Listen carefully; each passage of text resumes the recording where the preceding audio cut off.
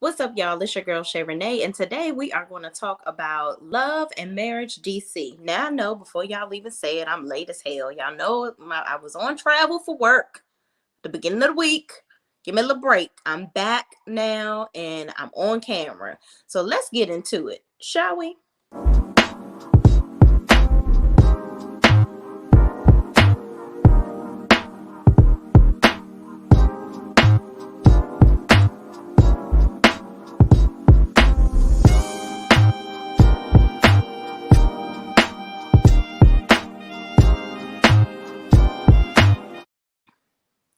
All right, y'all. So this episode of Love and Marriage DC starts out with Monique meeting with Ashley Silver for lunch, and they talk about Chris and how things has said in the beginning of their relationship are not really matching up now that they're 10 years in. Okay. And Ashley is saying that talked about how she supported Quick in the beginning of their marriage and thereafter, and it seems like her wants and needs and all of her career ambitions and things like that continue to get put on the back burner versus what he's doing, because he's pretty much the bulk breadwinner of the family at this point. So, basically she doesn't like how um she had to drop out of school. She basically, in the beginning of the relationship, she had to drop out of school twice to support him. And now she feels like it's her time and he's going to have to be more supportive of her. And Monique says Chris says he's supportive, but he doesn't follow through. And Ashley said Quick comes home, just leaves for trips for work, and he doesn't help her. And I think that's kind of messed up. I think that men that are in power and, they're pretty much the ones that are bringing in most of the money or whatever the case may be. Here's my thing with ladies. If this was what was established in the beginning of y'all relationship, then that has to be something that, now all of a sudden you want to be I am woman, hear me roar at the end of the relation, not at the end, but as the relationship progresses. That's something that you have to pretty much get them ready for or help them understand as it goes on. Because if they married you with the mindset that you were going to take care of the kids and do all this, that, and the third, but leave them to their devices to take care of the household, that's probably why they feel the way that they feel. Now, as times have changed where women are becoming much more women are much more successful, not becoming, but women have shown and proven to be independent and successful. I get it with, Ashley having her podcast, Monique having her essential oils line, her podcast, and all her books that she's written on potty training and all the different things, property management, all the stuff that her and Chris have done. And now that Chris is literally not playing football anymore, it's like, all right, sir, what the hell are you doing now? You can help with these damn kids. And with Quick, I feel like he's just taking on a whole bunch of stuff and just expecting her to figure it out. At this point, I get it if that was y'all agreement in the beginning, but as these women are evolving, men also have to open their fucking heads up and understand that, yeah, your wife wants to do more. Your wife is doing more. You can't dump things on her and expect her to take care of the kids and the house, and you still get to do whatever you want, because these are your freaking kids too. So I just, I didn't like how later on in the episode, he just keeps on piling on and piling on the work, but not really you know, considering her or whatever. So moving on. We got some comments. Hey, I'm happy I'm catching another live. Yes, I am here, Jessica. What's up? What's up? Thank you so much for watching. I'm happy to see Monique on TV again. Girl, listen, sis. I am happy to see Jessica. Yes, I'm happy to see you on my live, Jessica. But I am happy to see Monique on my TV again as well. And I think that in this environment is going to be way less toxic than it was for her on Potomac, So moving on. Thank you so much for watching. So basically, Monique continues to talk about how Chris gets to do whatever he wants and she's left to handle everything herself. Like, oh no, I'm sorry. This is Ashley. So Ashley Silva says, Quick gets to do whatever he wants. And she's left to handle everything herself, like get a babysitter and call her mom for help if she needs it. And Monique says she wants them to, she invites everybody over, invites Ashley and over and to her house for a vegan dinner that she's having. Apparently, Monique is starting to do these things where she eliminates different things from her body. I mean, from her diet or whatever every year. And I think she talked about in one scene how one year was pork, another year was it's I guess this year is meat.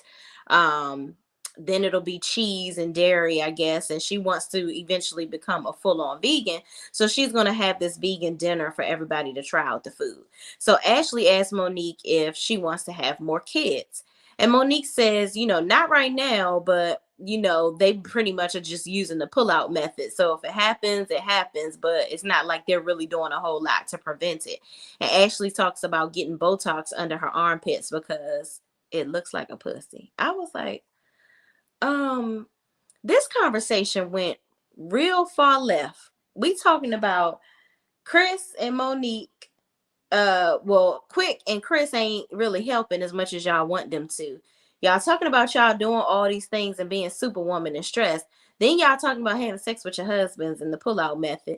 Then you talking about your armpit look like a vajayjay, a hoo-ha, if you will.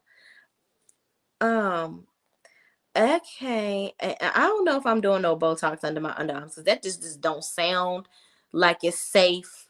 I don't need that clogging my pores. I feel like it smell like cancer. I ain't trying to be doing that. Like, I'm gonna just go ahead and give me some deodorant and I'm gonna go ahead and head out. That's what I'm gonna do. And if I gotta take an extra shower a day, that's what I'm going to have to do too. Like, you might have to take a little horse bath of the pits in the bathroom. Okay, moving on. So Quicksilver is shown meeting with his manager Sean and a CIAA representative. There will be a big event coming soon, and Quick will be the main DJ. And Sean, his manager, discusses Quick working himself to the point of exhaustion, to where he was even hospitalized at one point. And I'm just like, why are you working so damn much? Apparently, he did like 15 parties in one night or something like that. Oh, or 15 parties in a matter of days or something like that. And then he ended up being in the hospital. And I'm just like, sir, what were you doing to stay up all that time? I hope you wasn't doing nothing you wasn't supposed to do, if you catch my drift. Okay. I heard Jessica says, I heard Botox under the armpits helps reduce sweating. Yeah, I actually one of my friends said something, had told me something about that. Listen, you like it, I love it. I ain't messing with that. I ain't doing no Botox under my armpits, sis. It's a lot of different things out here that people doing in the beauty realm world, but that ain't gonna be my forte. Miss B, how you bees? Y'all know I love me some Miss B. Again, no notification from YouTube, but I'm here. I'm so glad to have you here, sis. Thank you so much for watching. I don't know what's going on with YouTube. They be hating on a sister, but I'm glad that you be looking out for me, sis. I appreciate you. So moving on, y'all. Monique goes to WPGC to meet with Todd B and Guy Lambert. Now, let me tell y'all something about Guy Lambert. I had a little crush on Guy Lambert, y'all, when I was growing up. I ain't never said that, but I'm telling y'all my little secrets right now, okay? Guy Lambert is so handsome, and I love his little voice on the radio. I used to listen to the radio just to hear him do his, news or whatever. But he is growing. He's getting older, but he's still he's a little handsome still, y'all. But moving on, they pretty much were interviewing, or they asked Monique to be a co-host on the morning radio show. Now I'm gonna tell you, I don't listen to the radio in the morning because I subscribe to Apple Music, so I just listen to my own shit. So I don't know if she on there or not, but we probably could Google it and see if she really got that job. But anyway, they're saying that she has to pretty much be at the station from between 5 a.m. and 5:30, and they said that she needs to make sure she isn't going to be bringing drama from reality TV to the radio. Now, here's my thing. I remember when they had Giselle on the radio with them. So if you got Giselle on there, the queen of the drama, which is on daggone Potomac, I know you fucking lying if you don't want to have Monique on the damn show and thinking what's she gonna do? Fight somebody in the studio? What's the goings on? What's really going on? Like, was that like a staged question? Was that a real question? Like, I don't get it. Like, the girl was provoked. I mean, now let me say this. I don't agree with nobody sitting up here grown as you are fighting. Okay, I don't agree with that. However, if somebody provoked, if you say jump, I might have to say how high if you keep on if you keep feeling froggy. Okay. And that's what happened in that situation. But we are we were moving on. We are leaving that in the past, if you will. And that's that on that. So Todd B, mind your BI. Okay. Ain't nobody about to be having no squabbles up in the daggone radio station. And then first of all, furthermore, it's too damn early in the morning to be going through all of that. Okay. So moving on, he act like he all, real busy and stuff, like he got another meeting and he got to leave. But Monique is excited about the opportunity, and she says, so basically y'all gonna let me talk? Y'all know I love to talk and I'm gonna get paid for it. Oh, I'm gonna go ahead and sign up. That's what I'm gonna do. And so she talks about Chris having to get the kids up in the morning, but he will have to get the kids up in the morning so that she can get this opportunity. So Chris is meeting with Winter's husband, Kevin Williams, to ask him, this is the next scene. So they're meeting for lunch because he wants to ask him about, whether he really moved out into his parents' house and what's going on. So let me tell y'all, Kevin Williams gives me shady boots. Okay. He just reeks of shadiness as he's walking through. Like, he's the type of dude, the kind of guy that you look at and you feeling sorry for them, and then you're thinking, oh, he is really a nice guy. She's really bad mouthing him. What's going on? Like, oh my God, he loves his wife. Why is she talking about him like this? Like, I can see where he pulling the wool over people's eyes, but I don't know. I'm gonna give him the benefit of the doubt and see what's going on. So Kevin says he's been accused of, they show a confessional with Winter and Kevin. This is the beginning of their relationship. Apparently, they having sex 8 times a damn day. And I don't know what in the Viagra is going on in their relationship. What is going on? Because Kevin is old, sir. What are you doing humping on this lady 8 times a day? Your dick gonna fall off. That's too many damn times. But anyway, if that's what y'all doing, well, yeah, that's nasty, and y'all go ahead. So Kevin says he was being accused of taking company money to take their kids ice skating. I'm gonna have to pause you. That's stupid. Why they weren't ice skating ain't that expensive. So why would they be worried about that little coins? Okay. And the next lie. He said this was a domino effect where there was a series of financial things going on. So basically Kevin lying. He lying about some stuff. And see, he says he received divorce papers in the car before he came into the restaurant to even sit down and have him a little sandwich with Chris. I'm like, well, damn, Winter is like, you know what? What I'm not going to do is be getting caught up with your extravaganzas. Okay. You will not be having me caught up in your bullshit. Okay. Because you need to pay your bills and I'm not going to be paying your damn bills for you. So I'm going to go ahead and head out of this marriage real quick. So, Kevin says he was accused of love bombing Winter, and Chris says he realizes he needs to, after listening to what Kevin was saying he's accused of love bombing his wife, but Chris says he pretty much needs to do more for Monique because, he's really lacking in the romance area. And Kevin says he is extra sad because he loves Winter's kids and his kids love her, and it's all just a big mess. Kevin, it sound like you lying, sir. I don't know what's going on with you. You're living with your parents and stuff, which ain't a problem. If you're going through some financial issues, here's my thing. Winter is your wife. If you're going through something, men need to realize that when you marry, you need to go ahead and disclose all of that stuff. Let her know that you're going through something. Maybe she can help you. Like, she has jobs and businesses and all this stuff. You never know what resources she has that could have helped you to get out of a bind, unless you out here doing some shit that you ain't supposed to be doing and you spending your money on some other chicks or something like that. I don't know what's going on with Mr. Kevin, but we're going to have to figure this out. And as far as Chris not really romancing Monique, I feel like Monique does so much for him or the family period, and I think that it's frustrating for her because of the fact that she does everything. And if it was a romantic dinner or whatever, she would probably have to tell him, hey, Chris, this is what I want. I would love you to have, rose petals on the table and roses leading me from the door. The stuff that basically Wreck-It Ralph is doing on Real Housewives of Atlanta.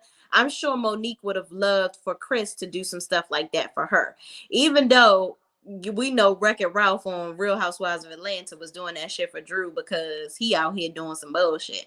Now Chris ain't. I pray to the good Lord he is on the straight and narrow, but I'm sure Monique really wants him to step it up in that realm of their relationship and show her that he loves her by grand gestures. So moving on, y'all. Jamie Tyler meets with Quick and Neil Lyons for drinks. So they're introducing the Lyons at this point because the Lyons are friends of the Samuels. So they talk about Jamie's company, J&J Events, and how CIA has events at the same time as Quicksilver. The CIA events are happening at the same time as the events that Jamie has planned, or whatever the case may be. So Quick and Jamie have like this quick little funny banter back and forth about whose events are going to do better. Okay. So Jamie says he's going to take over Baltimore because basically most of his events are usually in DC. He talks about, how he has events all these other places, blah, blah, blah. So anyway, Quick asked Jamie about how Arena feels about him getting back into the nightlife. So apparently, I don't know if they talk about this on the show, but Jamie Tyler was in law enforcement. So him doing parties and stuff like that, I guess now, I don't know if he's retired yet, but I think he's retired from law enforcement. So he's getting back into, he's always had the party business, but he kind of stepped off from being the face of it for a while. Now he's back into doing it. And he talked about how, Arena didn't really like him being a party promoter because when you're a party promoter, you know exactly what that brings on. That brings on the hoes, trying to go ahead and throw that ass back and throw that ass in a circle so they can get into the club free, child. And, basically just trying to get in the face of the promoter to get something for free. Don't got to pay for nothing. Basically get some freebies. So, of course, he's going to have a whole bunch of women in his face. And it's not like Jamie is not an attractive man. Okay. And I'm sure, he probably looked even better when he was a little younger. But anyway, Jamie says she definitely would have been more upset 10 years ago with him getting back into the game. But now, she wouldn't, because she would get mad when he likes pictures on IG of other women. But he feels like now they've created more of a foundation where they can trust each other. So moving on, Monique has a vegan chef over and he's making vegan meatballs. And she says she doesn't eat any meat at all anymore, but her husband's. Well, I hope you're not eating it, child. That might hurt. Moving on. Monique and Chris sit down and talk, and she tells them about the opportunity at WPGC. She says she would need to be there at 5:00, so he needs to step in and take care of the kids. Chris says he will do whatever he needs to do to help her. And he tells her about his lunch with Kevin. He says he's unsure of what to believe because Kevin seemed really upset and sad, like he really misses Winter. And Monique says, well, Winter is beautiful. Of course he will want her back. She has no reason to lie. But here's my thing, Monique. Y'all not in their relationship. So you don't know what Winter is lying about. And you don't know what Kevin could be lying or telling the truth about. Either way, y'all don't know what's going on in that relationship. All you know is what both of them are telling you. And then I didn't really I think, I get Monique is upset with Chris or whatever because she really wants him to step it up. But I would have liked for her to acknowledge the fact that he didn't give her any gripes about getting the kids up at 5:00 in the morning. He didn't make any excuses. Right away, he was like, sure, I'll get the kids up. I'll do what I got to do. Whatever you need me to do so you can do what you got to do, I got your back. And I really feel like that needed to be acknowledged more because you're complaining about all these things that he's not doing to help you. But the minute that he does do something because he's trying to get better and helping you, it's not even acknowledged. And I feel like a lot of times men, they are trying, but they don't, the woman doesn't give them that acknowledgement, like, and they need that, like, they need that acknowledgement to say, okay, hey, yeah, I'm doing this right, okay, cool, let me keep doing this. So this is exactly what you had a problem with, you acknowledge that I'm fixing it, okay, cool. Because men are fixers. They're not, naturally like, ooh, I have an instinct that my wife is mad and I need to fix something. No, that's not how their minds work. You got to tell them, hey, babe, or hey, whatever y'all name is for each other. I like when you did that. Okay, cool. Remember when I was complaining about XYZ? I noticed that you're changing that this time. I noticed that you did blah, blah, blah. So I would have liked to see more of her acknowledging that in that moment. So moving right along, the next scene we see Quick and Ashley stop at a restaurant. They want to get some damn food before they go to the vegan spot, child. Because Ashley said, listen, I don't know what type of juices and berries y'all about to be serving me, but I ain't about to be hungry in your motherfucking house. So I'm gonna go ahead and give me some, I'm gonna go ahead and fill up before I come on over there. Okay. So Quick discusses his meetings with the CIAA, and he says he knows she's going to be upset, but they have him booked for 15 events in 3 days. She says, I always have to deal with you working. We still have children and they have events, and now I'll have to turn down events to ensure you can do what you want to do and they are taken care of. She says she just wants to be appreciated and she wants to hear it more from him. And she lets him know she loves him and she wants them to spend time together and remain friends. Okay. Hey, hey, hey, hey, what's up, Roster 27? You back, you're back, you're back. I see you, I see you. What's up, what's up, what's up? Thank you so much for watching. I just feel like Quick and Ashley, I think that they're cool. I just think that Ashley just wants him to acknowledge the things that she does. I think that Quick is just so, listen, I'm making all this money. Just shut the hell up. I got you. I'm paying the bills. That little yin yang that you bringing up in here. Yeah, that's cool and all. I'm glad that you got your own thing going, but yeah, I'm really paying for this house. So if I was to lose my big job here, like, what are you going to do? I mean, so if I need to do something for work or I need to do things to make money, what do you want me to do? But that's how he's thinking. But in reality, I don't think that Ashley really has an issue with juggling the kids and doing all the things that she's doing.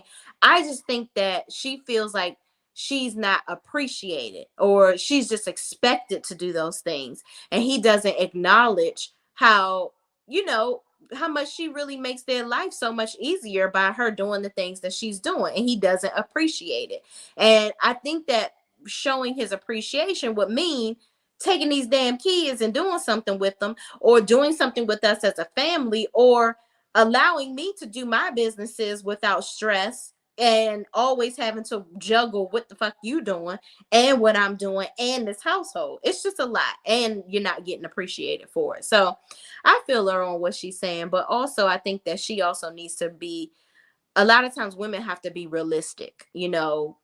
He's got to work. How is he going to pay all these bills if he's not going to be able to work? Now, 15 events in 3 days, that's a damn lot. I don't understand, but whatever. Moving on. Everyone arrives and Natasha Lyons and Neil Lyons are there as well. So they talk about basically the relationship of how Monique knows them. So apparently Natasha Lyons was doing Monique's hair when she was on the Housewives, and then they ended up becoming friends from there. Arena says she doesn't eat vegan food, so she said, does Uber or DoorDash deliver to Monique's house? I'm like, well, damn, you ain't even gonna try it. A lot of people think that vegan food is so bad, but listen, here's my thing. I'm not really into the stuff that's the fake meats or whatever, because a lot of that stuff has way too much sodium. And by the time you eat that, you might as well eat a whole damn bag of bacon. That's how I feel. Like it's too much sodium and preservatives in that fake meat stuff. And trust me, I was a vegan for a little bit of time. And eating that stuff, child, my daggone blood pressure was through the damn roof sometimes. But if you're gonna be a vegan, you just gotta eat vegetables and fruit. That's it. Like when you eat all that fake shit, it's not helping you. So anyway, winter arrives and Ashley says she basically don't fool with her. She like, I don't fool with Winter. Winter got too much damn mouth. I ain't got time. So she feels like Winter is just not her kind of person. And so Monique talks about their trip to Africa, and Jamie asks questions. And Arena says she wants to go. Arena basically was excited about what Monique was saying and saying she wants to go on a trip to Africa too. And then Jamie puts his hand up like he's shushing her. And Miss Winter don't like that because she is Iron Woman, hear me roar. And what you're not about to do is put your damn hand up in front of a woman's face, because that is just blasphemy to Miss Winter, okay? Which, mind you, that was disrespectful, Jamie. Why are you shushing her? Like, this is a whole group conversation.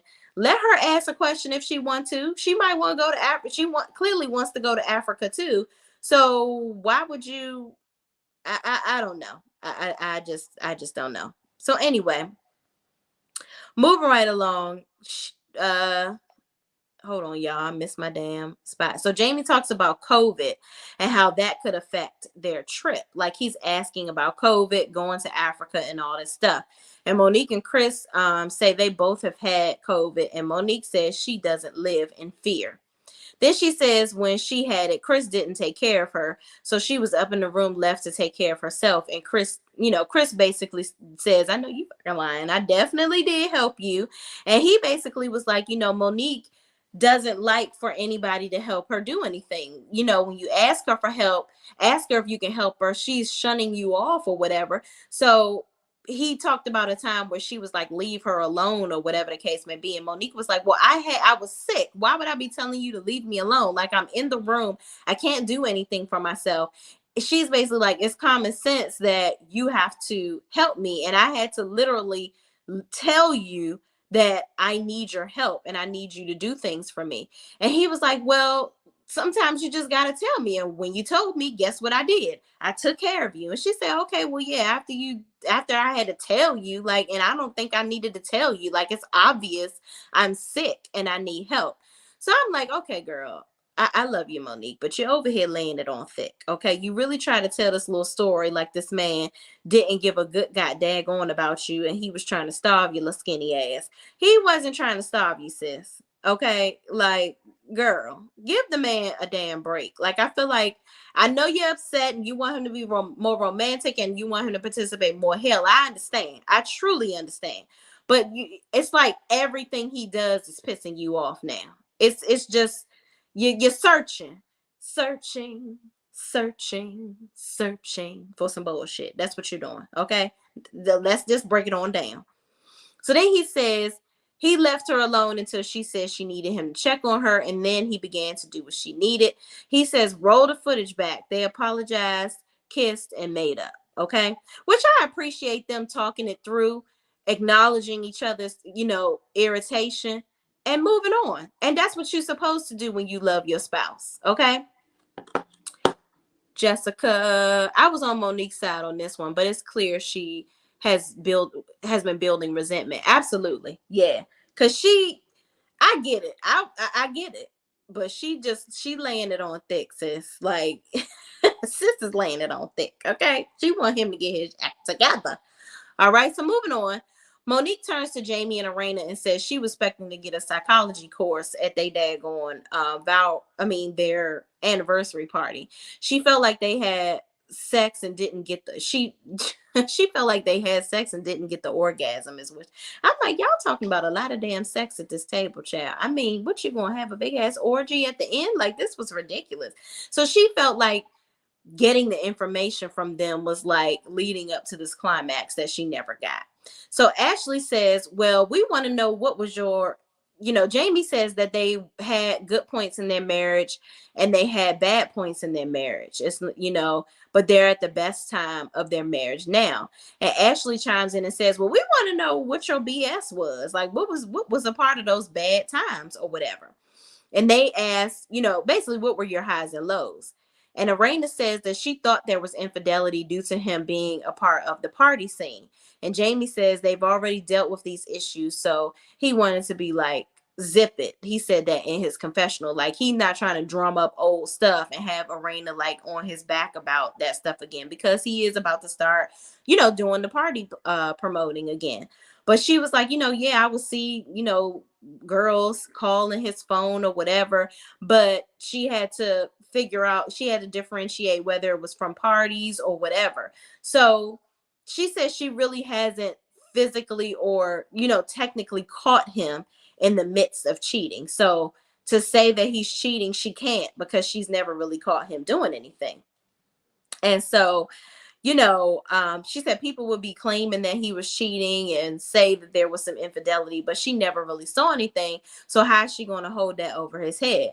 So just a bunch of hearsay and a phone call here and there. And he said people called him all the time. He was throwing parties. So I don't know what's going on with Mr. the Tylers. This is a lot, but listen, y'all too damn old now. So I hope he keep it in his damn pants, child. So Arena says Winter is quiet, because Winter was all in that BI when she was like, he shouldn't have had his hand in her face and all that. But then Arena says, well, Winter, you over there quiet. Like, what's going on with you? And so Winter says it's been an interesting 6 months because she was just newly married for a year. And a few days before her anniversary, she got a message that her husband's business was being sued for millions, and his partners pulled out because they found he had taken money and left to go live with his parents. She says he wouldn't talk and said he would fix it. She says she hasn't seen her husband for 6 months. And she said that they knew each other for a year before they got married. And so, Ashley was basically like, what? You knew him for a year? What the fuck is going on? This don't even make no damn sense. So she was like, she's a relationship coach. So she asked all the right questions. And Monique says Chris just had lunch with Kevin. And, he was still unsure about the situation with Winter and Kevin or whatever. And here's my thing, sis. You could be a damn relationship coach all you damn want. But you ain't Miss Cleo. Well, even Miss Cleo ain't know what the fuck she was talking about. So you're not a psychic. You don't know what's going on. You can check the signs all day and all night, but if the signs lead to BS, it's going to lead to BS. Like, people still can lie in relationships.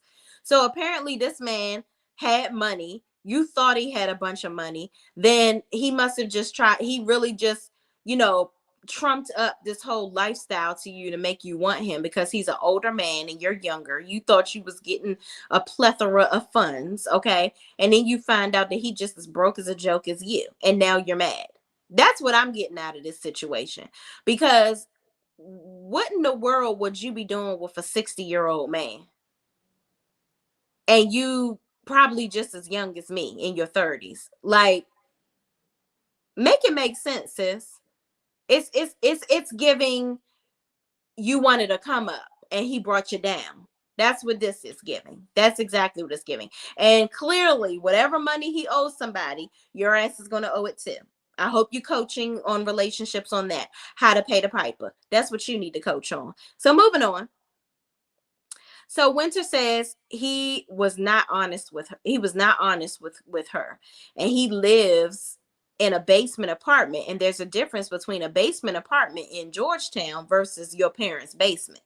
And Ashley asked, well, you didn't ask him where he lives? Because she was talking about she knew him for a whole year.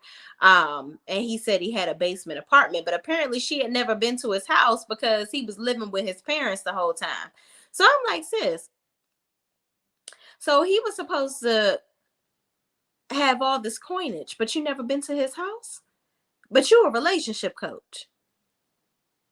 Okay. It's giving dumb. Okay. So then Ashley says she wouldn't go into a marriage with someone without knowing where they live, for sure. And I agree, Ashley. I ain't marrying your ass if I don't know where the fuck you live. That's dead. So Winter says she's happy she is saved because the unsaved Winter would have more to say.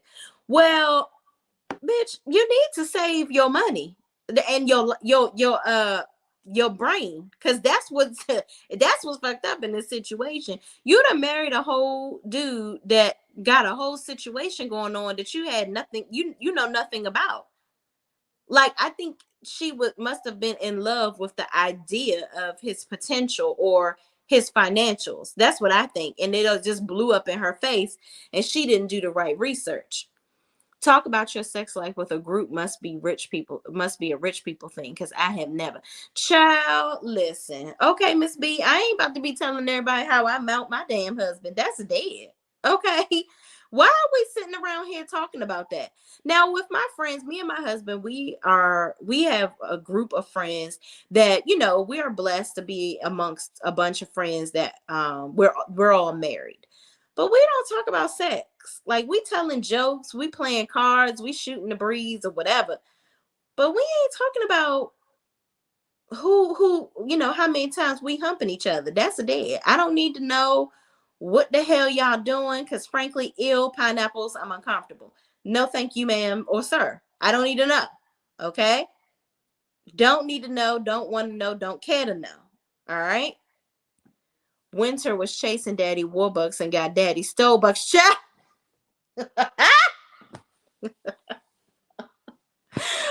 Ciao, Miss B, you always come through with the zingers. Thank you so much for now. That is hilarious. She definitely did. Let me tell you something. Sis thought it was a come up. Okay, and he done broke you down, girl. He came on and broke you down, girl. He broke. He ain't got no money. Okay, and she mad. She's mad as hell. And I'm interested to see how this rolls out. I really also am hoping that, Love and Marriage DC gets a little more interesting. Okay, because it's starting off a little slow, but we're gonna see. We're gonna give it a chance, because sis is from DC, so we're gonna make it do what it do. All right. But thank you guys for watching. Please, please, please don't forget to like, comment, subscribe, and share this video with anybody else that's watching Love and Marriage DC with us too, child. And I will see you in the next video. Peace out.